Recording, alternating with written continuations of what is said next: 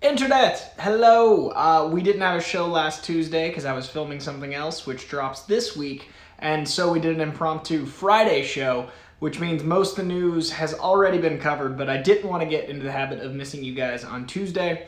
I caught a slight cold, so I'm a little under the weather, so this is going to be a shorter show, and that works because there's not a lot of news going on. So I did not want to miss another Tuesday with you guys. I'm going to jump into what news we do have going on, and let's kick that off with the Chappelle Show stuff.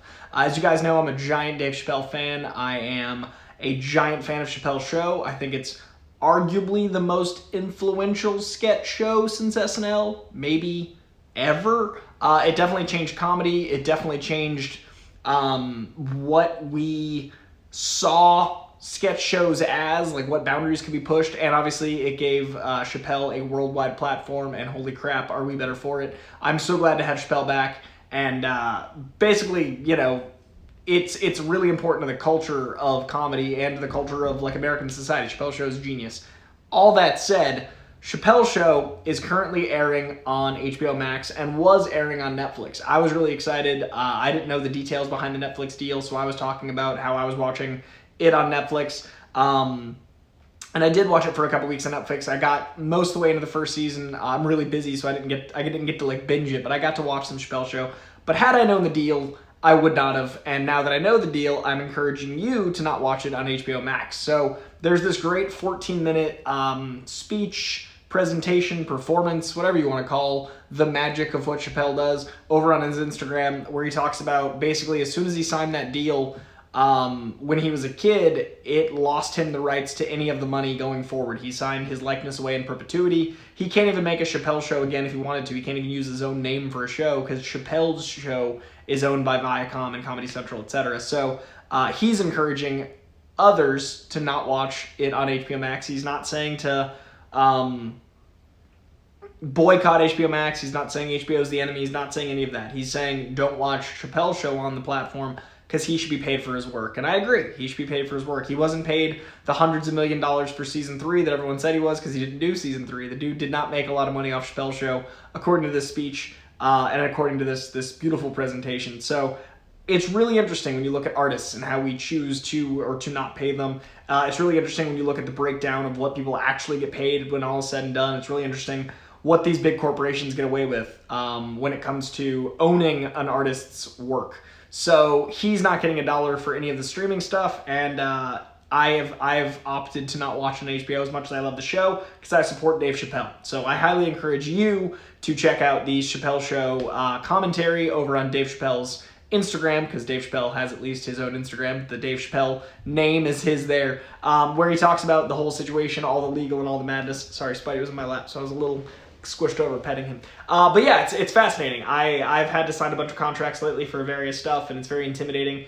And you don't know what's going on, and the legal is very intentionally either vague or super specific, however it can mislead you more, and it's very interesting. So if you're an artist, if you're a creative, be careful what you sign, know what you're getting into, and even Dave Chappelle has to deal with the ramifications of all of this madness. So it is very interesting how this all shakes out, 20 years later, 10 years later. I don't know what time is anymore. What's time in quarantine? But yeah, so I encourage you not to watch Chappelle's Show on HBO, and I encourage you to enjoy the brilliant content of Dave Chappelle and his stand-up specials on Netflix, and the genius that is Neil Brennan as well, because Neil Brennan is the co-creator of Chappelle's Show with Dave Chappelle, and I think Neil Brennan is a goddamn genius. So both of those gents should be supported individually, and I fully encourage you guys to check out the 14-minute performance commentary on the situation on Instagram. So over in the world of casting news, there's a movie I'm very excited about called The Adam Project that is shaping up to be even more exciting.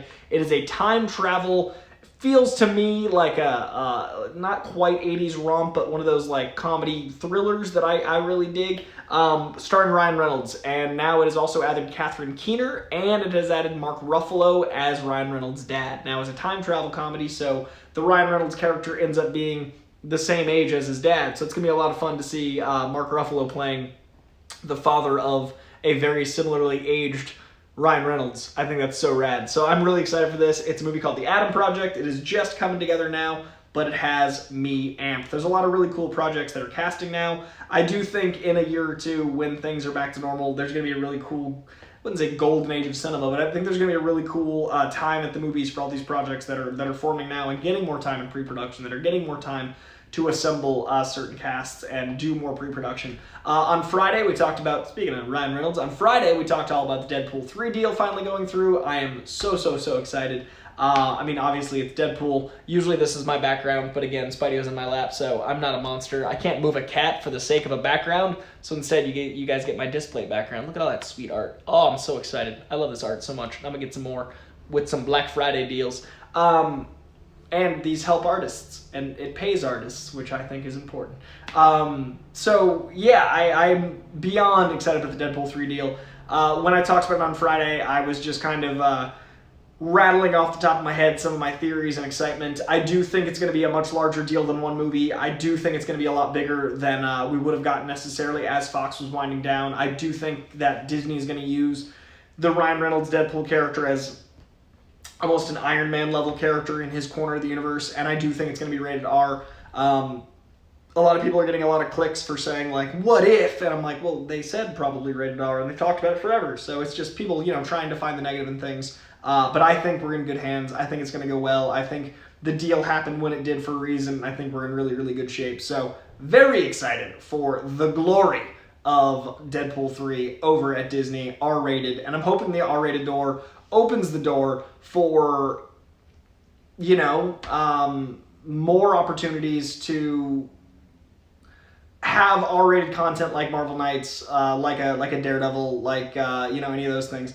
Calm down, Rich. Brad Pitt doesn't get $1 for that pillow, but the artist that made it does. And I see your point, but the artist constructed this image. So that, to me, is the art. Like Dave Chappelle constructed Chappelle Show with Neil Brennan. They made the creativity of their art. I'm tricky about likenesses. Like, if there's a picture of me and someone turns it into art and, like, they make it into something that makes someone feel something, then I can see the fine line between artist and representation. But I'm also not so worried about Brad Pitt with a single image. Actually, and you know what? This image is probably like a Getty image or an image that is public domain because it is a pillow now. So the artist that made that public domain image into something else deserves the art that my buying it from them gave them. So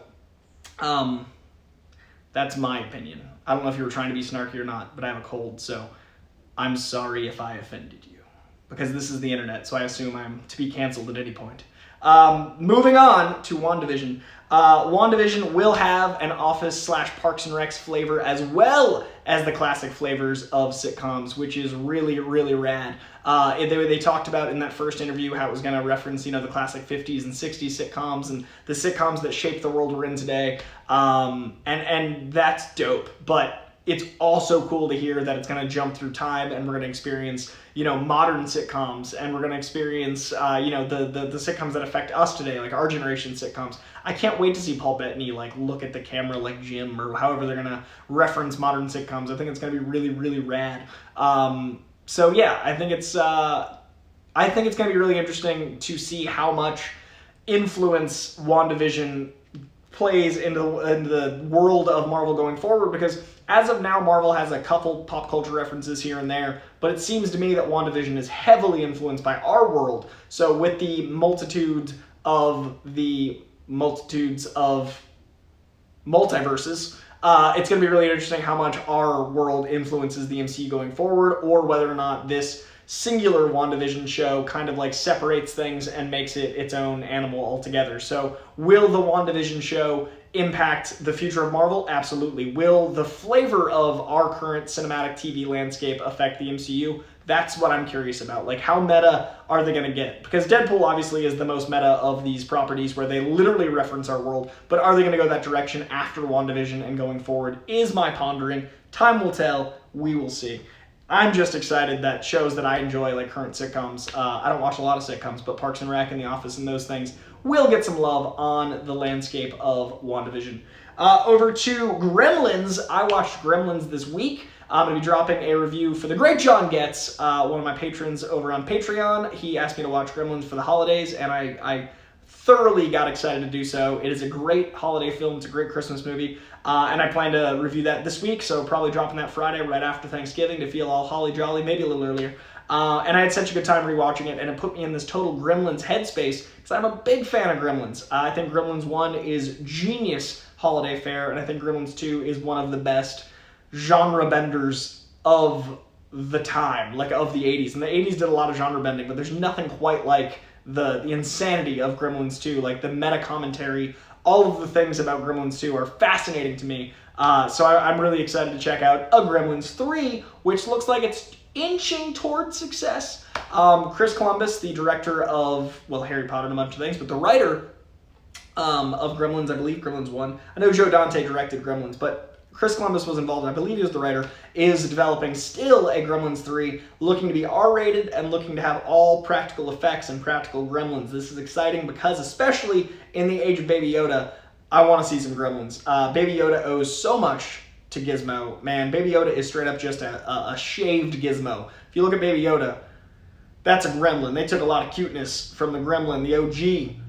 So I'm curious how a Gremlins 3 would do. An R-rated Gremlins 3 with practical effects is my exact shit. More puppets, more practical, less CGI. Give me that movie. I hope Chris Columbus gets to make it.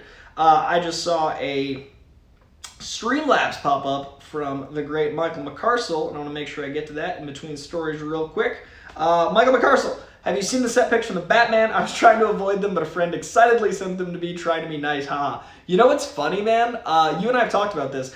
Neither of us are paparazzi photo people, and you know, my take is that, you know, paparazzi are vermin and vultures, and they ruin the sanctity of film. But with the Batman, every time something pops up, I like relent for an hour, and then I end up clicking on it because I'm so excited for the Batman. I'm literally doing the thing I said I wouldn't. I'm supporting the underbelly of cinema. But I gotta look at those shots, man. I did, in fact, look at those pictures. I am so excited for the scope of those sets. The Batcave with its like lush greenery and the fact that it looks like an actual cave, the fact that they're leaning into that. I'm really excited for Gotham to have a pulse. I'm really excited for, you know, the Gotham character to be told in a different way. I think Chris Nolan's Batman did a really great job about the soul of the city and about making Gotham feel real. Gotham felt like Chicago or New York or a city you could visit.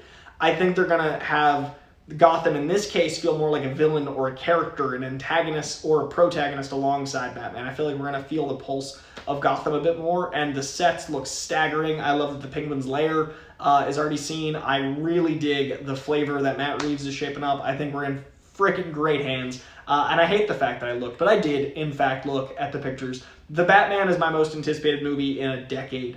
I really don't know the last time I felt this way about hype for a movie.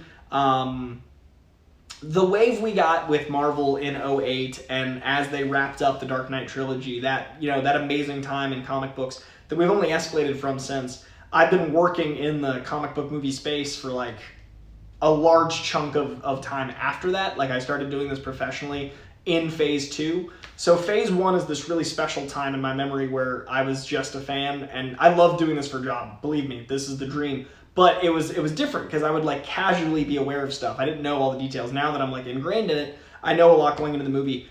The Batman is like that phase 1 level hype where I just can't control myself, and I'm like, this is insane. I need to know every detail. Tell me more, tell me more. We'll see what happens when I see it in theaters.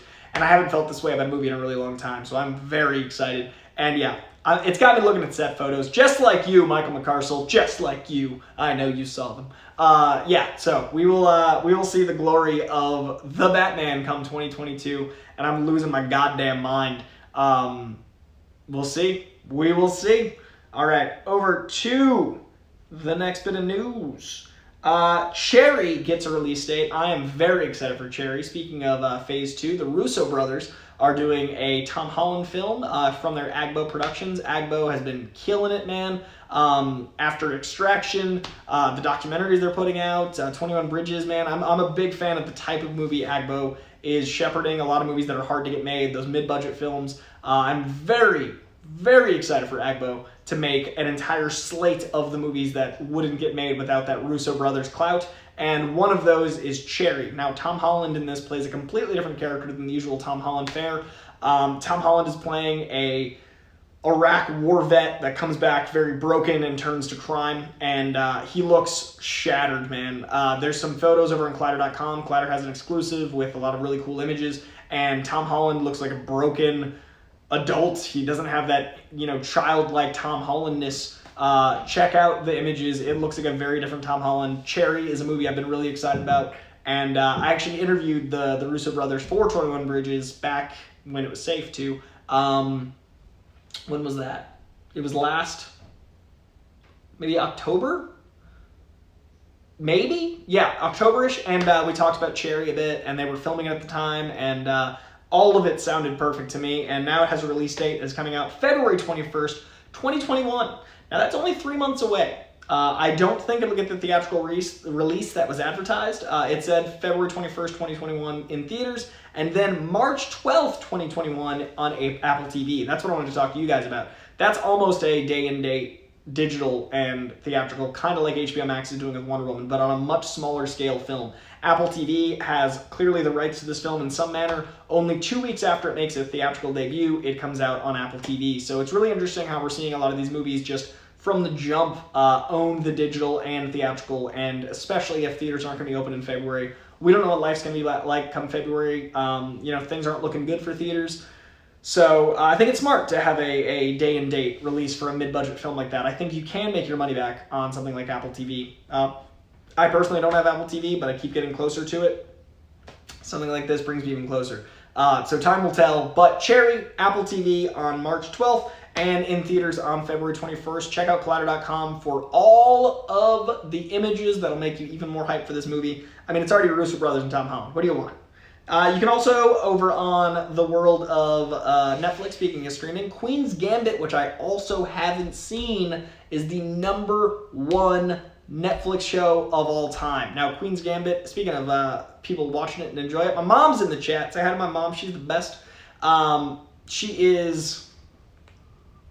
Well, she just says hello. Okay, I'm making sure I didn't miss anything. My mom says hello, and my mom just watched Queen's Gambit, or is in the middle of watching Queen's Gambit. She's one of the people trying to get me to watch it next. I have a few shows ahead of it on the docket, but I'm very excited to check it out. But Queen's Gambit is actually something I've been looking forward to for a really long time, because it was once a theatrical planned release film that Heath Ledger was going to direct with Ellen Page to star. So there was a script that Heath wanted to make his directorial debut. Sorry, I have a cold. My brain is rattled. The words are coming out in the wrong order, but they sound right in here. His directorial debut with the Queen's Gambit with Ellen Page to star. So I've been looking forward to this film for quite some time, and now it's a show starring one of my favorite young actresses, Anya Taylor-Joy. So I'm very excited to check it out, and it is the #1 Netflix show of all time, surpassing Stranger Things, surpassing Daredevil. That's huge, and I'm really excited for a show like this that values intelligence to get the ratings it has, that has a fantastic young actress as the lead to get the ratings it has, that kind of came out of nowhere. There wasn't a lot of marketing around this before it came out. There was some, but it wasn't, a Stranger Things season 2. So the Queen's Gambit doing this incredibly well makes me happy. Now, obviously, there's circumstances like us being trapped at home in quarantine, all those things notwithstanding. It's a show about an intelligent woman doing incredibly well. That makes me so excited. I'm glad it's I don't even know how to say this without offending somebody, but I'm glad it's a female-led show that doesn't feel like it is a female-led show for the sake of it being a female-led show. It's a show about a woman being awesome. It doesn't feel like, shoehorned in like Charlie's Angels, where it's like, yeah, it's just a girl being awesome and smart. So I love when shows like that can do very well. And anytime you can value intelligence, yes, please. Anytime we can encourage people to learn, especially something as dense as chess, but anytime we can encourage people to learn and grow and be better as people, fuck yeah. So Queen's Gambit, it's on my list. I'm excited to check it out. #1 of all time show on Netflix. All right, next up, we've got, if you have lots and lots of money, which after this year I'm not sure many of us do, you can buy the macaroons from Baby Yoda if you want. In the newest episode of the Insanity of The Mandalorian, there is a macaroon that is apparently Baby Yoda's favorite treat, and they're for sale, and they're $50 for 12. So if you have $4 a macaroon, and a little bit more, like what would that be, like $4.25? Something like that. Like, between $4.15 and $4.25 per macaroon, you too can eat like a Baby Yoda. If that's your cup of tea, $50 for macaroons is a little rich for my blood, but it is an option if you want to feel Star Warsy. That is totally your cup of tea. Check out, I'm sure it's not babyyodasmacaroons.com, but I'm sure you can find it, and it's available at a Baby Yoda store near you, and I just couldn't believe that's a thing. We've got a note from Smack Talk, the great Smack Talk in the Streamlabs. Hey Coy, have you ever thought about dual streaming on Twitch, or is YouTube your sole domain? Okay, first of all, I need to look at your name here, because all I saw was Smack, but you're very good at the puns. The name today is Smacksequent, I usually can speak. Smacksequent talking film, like consequent, Smacksequent. Respect it. I respect the name, I respect the use of smack in very inventive ways. Smacksequent talking film, there it is, there's the words. I have thought about doing Twitch. I actually plan to do Twitch like long term. My friend Michelle, you guys probably know Michelle Boyd. The homie Michelle Boyd is actually like a neighbor, and we're both being crazy careful with COVID. So one of these days we're gonna team up, and she just got partnered at Twitch. Congratulations to Michelle, and knows what the hell she's doing with Twitch. I'm still figuring out YouTube. I'm fairly tech illiterate. I may appear young, but I'm actually 86 when it comes to YouTube. And so it's taken me all of quarantine to feel like I even have a handle on this. I came up in the studio system. Like my first hosting show, I had a team of producers and lighting and sound and OBS, so I never really learned any of that stuff. So now I'm having to learn it, and 12-year-olds know way more than me. So Twitch seems very intimidating, but I do want to learn it. It is an entirely new platform, and that's always exciting and intimidating. But I know it's good for long-form shit, and I really like long-form stuff. I don't game as much as a lot of Twitch folk, but I know there is more than just gaming on Twitch. That said, when I do get the Miles Morales Spider-Man game, I'm thinking about playing some of it on Twitch. I'm not sure yet, because I do want to enjoy it and not feel like I'm working. But long-form stuff like movie commentary, me and Jenny Newman, who teams up with me a lot on comic books and craft beer, we've talked about doing basically a full-length commentary on a bunch of movies that she does, and there's a lot of cool opportunities to use Twitch. So maybe, but we haven't figured that out yet. But the plan is long-term, yes, to do a dual stream, yes, to use OBS, to do options. And right now I use Streamlabs, which I think has an option to do that. StreamYard was great, but I couldn't.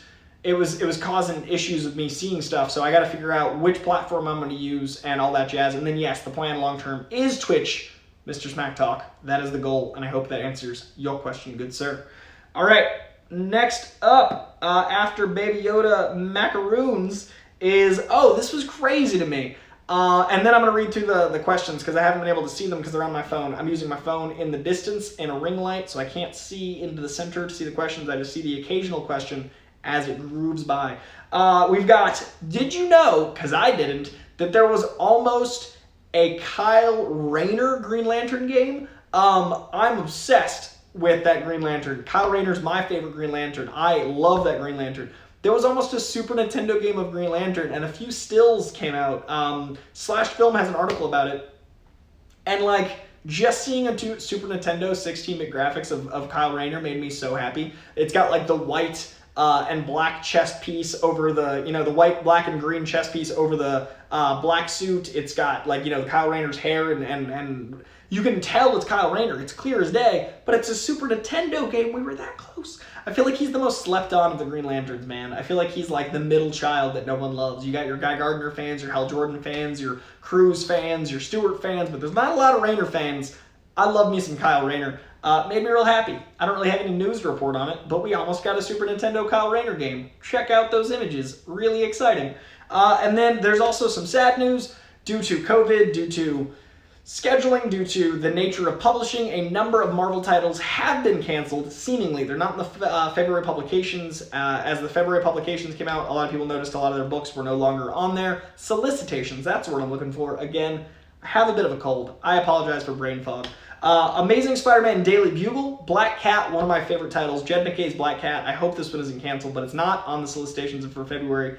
Ghost Rider, Morbius, Scream, Curse of Carnage, and Valkyrie Jane Foster, amongst a few others, were all seemingly canceled. Now, there's no solicitations for Deadpool, but I don't think Deadpool's been canceled. There are titles that I do think are carrying on that are not listed, but a few places like Bleeding Cool and comicbook.com seem to think that these titles are no longer with us, and that is a bummer, especially that Black Cat title, man. That Black Cat title was great, and Al Ewing's Valkyrie was so solid, and I really enjoyed it every month, so that's a bummer. Some of the other ones I understand, but Black Cat and Valkyrie Jane Foster is a real shame. So hopefully they're not canceled, and maybe they're just on, pause, but it seems that they are canceled, and that is a shame. But while we are speaking about comic books, let's talk about books I recommend for you. And then I'm going to check through the chat, and then I'll lay down.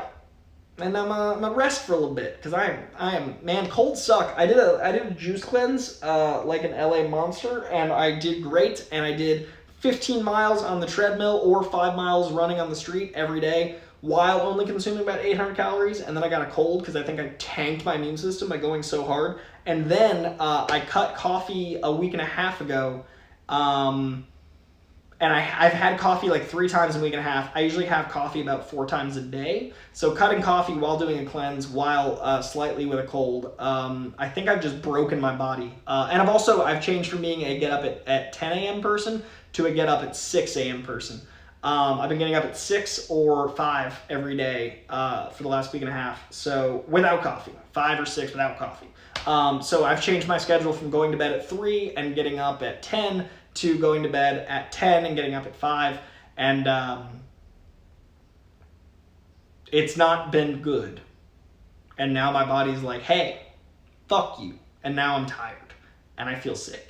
So I'm going to read these, then I'm going to check on the... I did too much at once. You shouldn't do a cleanse, up your regimen, change your sleep schedule, and cut coffee at once. Don't do it. It's not the move. Your body rebels. It reacts poorly. Very poorly. I'm dying. All right. Comics. This week, Wednesday, the 25th of November. I recommend you, dear viewer, check out Action Comics 1027, Amazing Spider-Man 53.LR, Last Resort? What does the LR stand for? I forget. I haven't been reading Amazing Spider-Man lately. I need to get back on it. I collect them, but I haven't been reading them because there's a lot of comics and Amazing Spider-Man. I need to get through that 50 and then catch up, irregardless.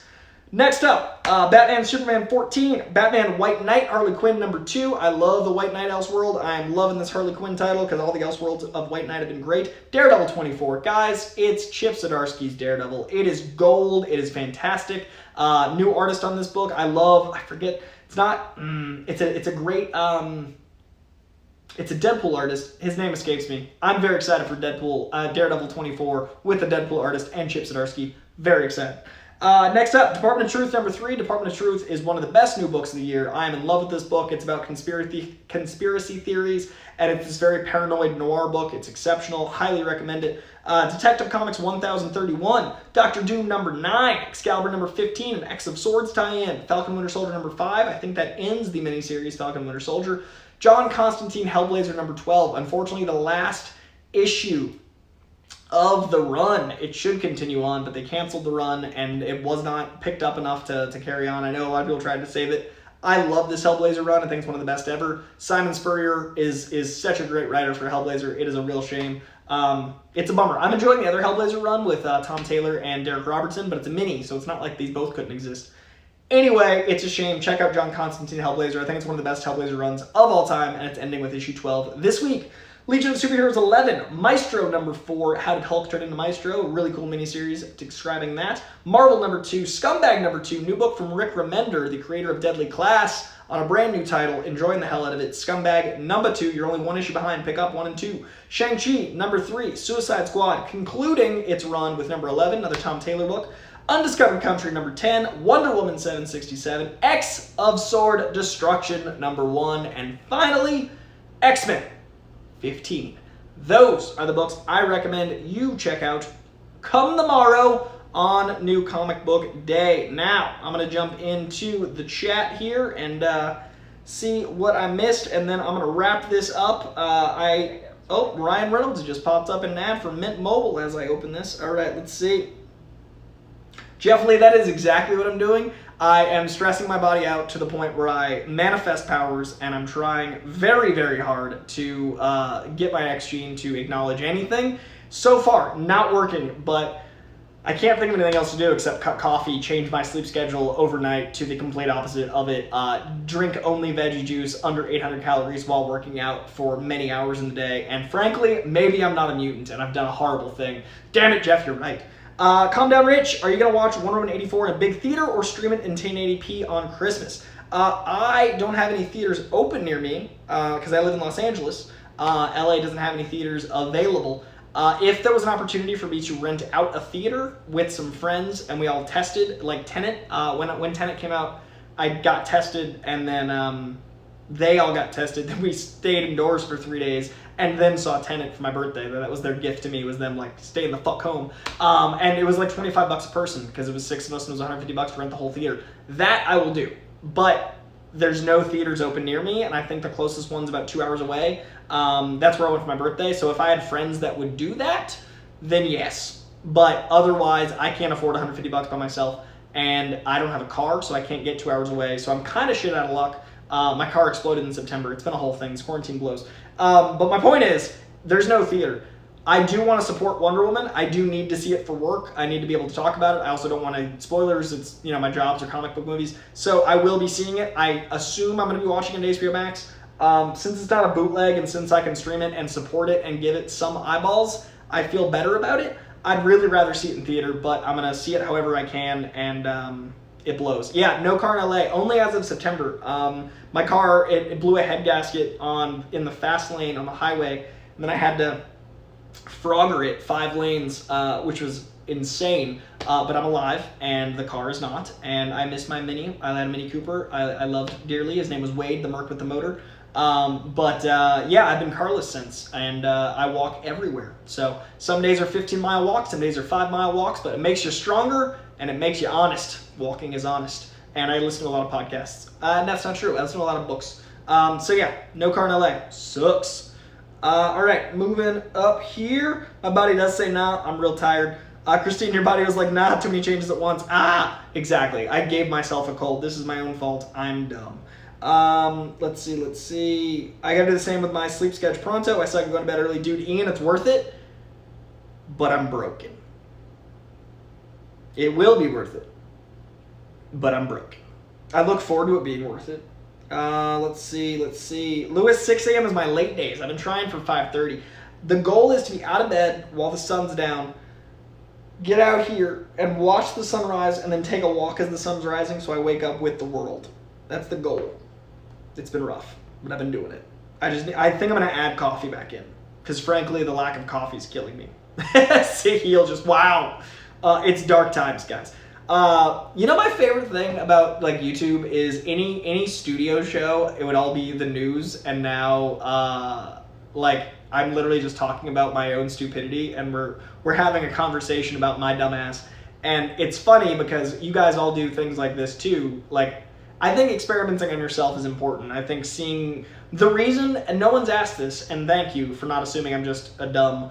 The reason I'm doing it all at once is I want to see what my willpower is. Like, I'm trying to do 15 miles on a fasted diet to see if I'm strong enough mentally. I'm trying to, see if I have the willpower to get up at 5:30 a.m. without coffee.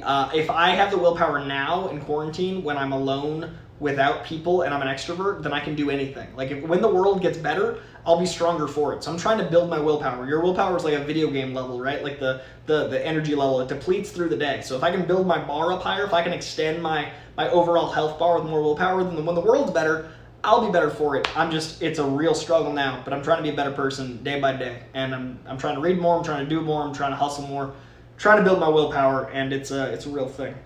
Lewis, if you're going to play games on Twitch, you'll have to turn music off, because a ton of Twitch streamers were getting banned because, thank you for letting me know. Please be careful. Love you, Coy.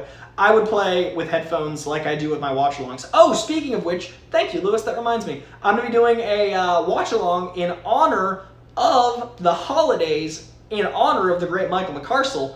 We're doing Batman Returns tomorrow. So I'm going to hydrate a lot, and I'm probably going to drink coffee in the mornings. This sucks. It's been like 9 days. That's too many days. I've had it twice in 9 days, but it's been like midday. And I've been like, when I was recording at the podcast yesterday, I had coffee, and then a friend bought me coffee at like 2 in the afternoon one day. Anyway, that's irrelevant. I am going to be doing Batman Returns commentary tomorrow night, probably about 7 West Coast time, and Batman Returns is one of my favorite holiday films, and it's Batman Returns. I haven't seen it in probably a decade, so the commentary might be sparse. It might be just me being like, oh, I hope it's not. I'm going to do my research first, but I don't, I haven't seen it in so long. I'm very excited. I just drank a ton of pickle juice, and now I'm having pickle times. Yeah, so I'm very excited for that. That is tomorrow at 7-ish.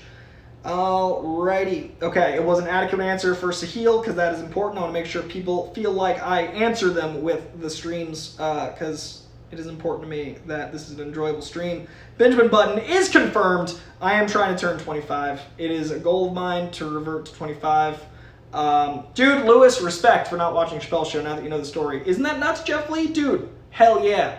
I respect you guys jumping on the integrity and art bandwagon. All right, everyone is team Dune photos do look incredible. You're goddamn right. All right, let me see what the newest notes are since I started ranting. Let's see.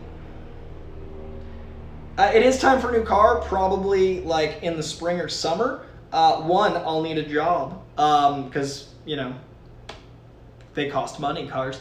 But I also, like, right now, I'm not going very far. I'm just walking there. So I don't need a car yet, and it's kind of nice not to move my car for parking. But once quarantine's over and the virus is handleable, I will need a car, just not yet. Let's see. I have a bicycle, but it has very small tires. It's one of those foldable bicycles, and there's a lot of mountains around me because I live like on the edge of the hill that heads into the valley, and going up that hill on the bike is actually harder than walking. So I've been walking. I need to get a bicycle that has the regular bicycle-ness. That is true. I am trying to be Green Lantern. Goddamn right. Let's see. I need a mushroom to replenish my power. If you only knew, good sir. Sahil tried something similar last year. I hope it went better for you than it did for me. It has been a lot. Batman Returns caught returns in theaters last year for some Fathom anniversary, and it was awesome. Too young to do the first time. As was I, good sir. As was I. Dude, Sahil, I legit did. I've been drinking pickle juice in the morning to wake me up. Pickle juice has been my coffee switch out. I'm not even kidding. That is exactly what I've done. I am a motorcycle person. I have 4 helmets in my room. I had a Ducati Monster for years, and before that I had a Kawasaki Ninja. My first 7 years in Los Angeles, I was only motorcycle, didn't have a car at all. Unfortunately, my motorcycle was totaled with me off of it. I wasn't on it when it got totaled. A moving truck drove over it, and I came out to my poor Ducati in 5 pieces across the road. So it kind of scarred me, because I was like, oh, that could have been me. And I haven't been on the bike. I haven't bought a bike since. I've driven motorcycles since, but it's been a couple years.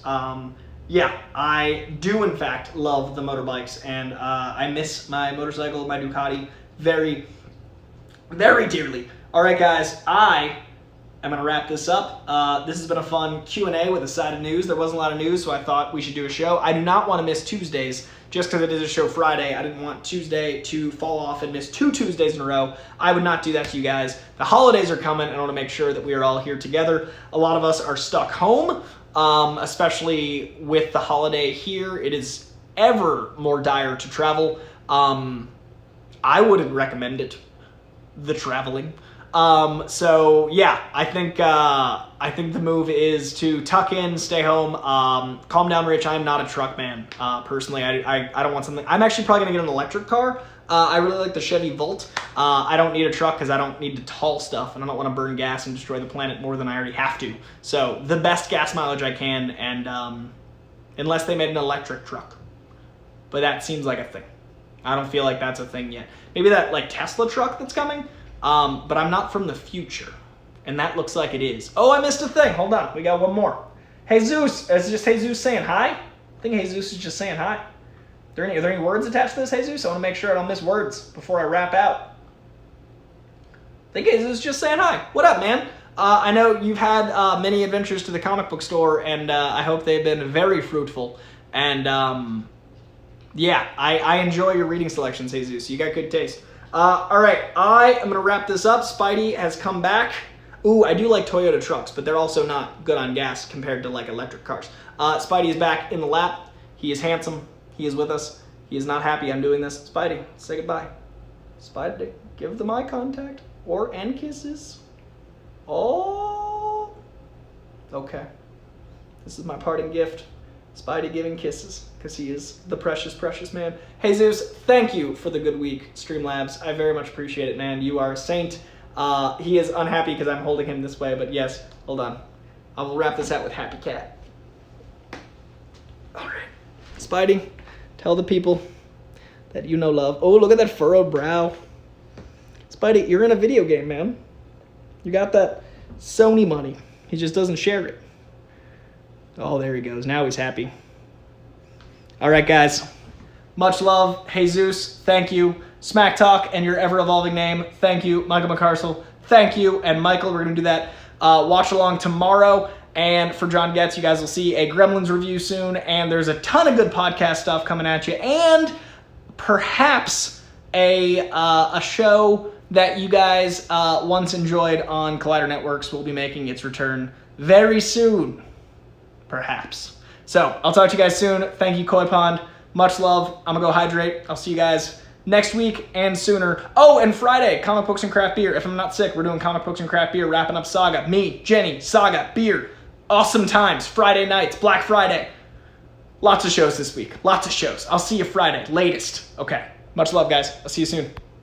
Uh-oh, dramatic ending. Dramatic. Can he do it? He can. Bye, guys.